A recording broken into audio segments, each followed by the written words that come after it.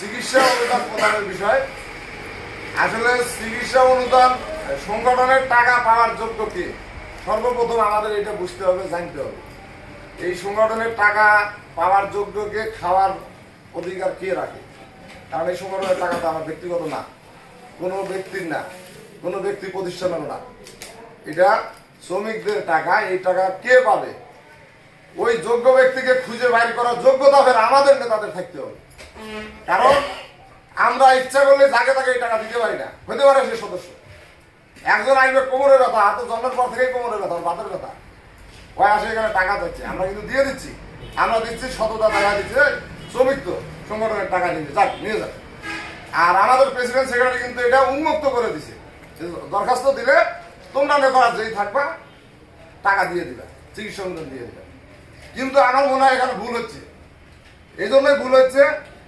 শ্রমিক ইউনিয়নের এই টাকা শ্রমিকরা পাবে, সেটা হতে হবে রাস্তাঘাটে কর্মক্ষেত্রে কোনো দুর্ঘটনা ঘটছে, কর্মক্ষেত্রে যারা কোথাও আহত হয়েছে, হাত ভাঙে গেছে, পা ভাঙে গেছে, শরীরে বড় ধরনের আঘাত লাগছে, মেডিকেলে ট্রিটমেন্টের জন্য ভর্তি আছে, তার বাড়িতে চুলা চলে না, তার বাসায় চাউল কেনার সমর্থ নাই, সে ওই জায়গায় তো ট্রিটমেন্ট নিয়ে সুস্থ হয়ে আবার পরবর্তীতে তার কর্মস্থানে ফিরে আসতে পারবে না, সেই ক্ষেত্রে সংগঠন সহযোগিতা করবে। কিন্তু আমরা কিন্তু সেই জায়গাটাতে করতে পারতেছি না।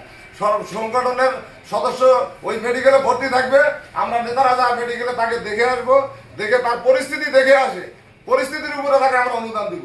যদি সে 50,000 টাকা পাওয়ার যোগ্য হয়, তার পরিস্থিতির উপরে আমরা 50,000 টাকায় অনুদান দিব। যদি 500 টাকা পাওয়ার যোগ্য হয়, তাকে 500 টাকায় দিব।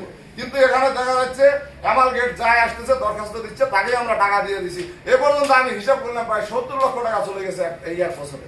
এত টাকা অনুদান দিলাম, কিন্তু নাম কি আমাদের হয়েছে?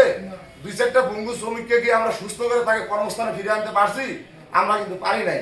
সামান্য আঙ্গুল কাটে গেছে, ঠাঙ্গা নিয়ে বেড়াইতেছে, ওর আঙ্গুলটা সোজা করতে পারি নাই। তাহলে কি অনুদান দিলাম? অবশ্যই অনুদানের ব্যাপারটাতে আপনারা একটু কঠোর হন, একটু বুঝে সুঝে এগুলো দেওয়ার চেষ্টা করেন। প্রয়োজনে অনুদানের কাগজ জমা হবে, আমরা তাকে তদন্ত করব, সে কতটুকু অসুস্থ, কতটুকু পাওয়ার যোগ্য তাকে ততটুকু দিব। আর এটা যাকে তাকে দিয়ে বলতে আমি সাংগঠনিক সম্পাদক, আমি অনুদান দেওয়ার যোগ্যতা রাখি না। কারণ এই সংগঠনের প্রেসিডেন্ট সেক্রেটারি হচ্ছে সংগঠনের বাপ মা, ওনারা এই সংগঠনের হাইকমান্ড, ওনারা অনুদান দিবে, আমরা ওনাদের পিছনে থাকবো, ডানে বামে থাকবো, আমরা সহযোগিতা করবো। আমি ওইটা দেওয়ার যোগ্যতা রাখি না। অতএব যখন তখন না দিয়ে দরখাস্তগুলো আসবে, আপনারা দেখবেন, শুনবেন, জাস্টিফাই করবেন, তারপরে সুন্দর মতো যদি কেউ বেশি পাওয়ার যোগ্য হয় তাকে আমরা বেশি দিব। আমার সংগঠনের অনুদান নিয়ে সেটা বলতে পারে আমি ওই সংগঠনের সদস্য, এখান থেকে আমি 10 টাকা নিয়ে আমার বিপদের সময় আমার কাজে লাগছে, আমি সুস্থ হইতে পারছি। কিন্তু 500 টাকা দিয়ে আমার খরচা হবে 2,000 টাকা, ওর আছে 500, আমি দিলাম 500, 1,000 টাকায় কিন্তু সুস্থ হবে না, বাকি 1,000 কোথায় পাবে? অতঃপর 500 আছে, আমরা 1500 দিব। ওই সুস্থ 5 জনকে না দিয়া একজন অসুস্থকে 1500 দিয়া ওকে লেভেল করে দেবো, সুস্থ হয়ে কর্মস্থানে ফিরে আসুন।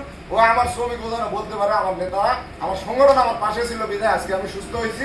সুস্থ করার মালিক তো আল্লাহ, সহযোগিতাটা তত সঠিক জায়গায় আমরা দিতে পারি। এই জায়গাতে আপনারা একটু সচেতন হন, আমরা সবাই একটু সচেতন হই। আর এর থেকে বেশি কিছু আমি বলবো না।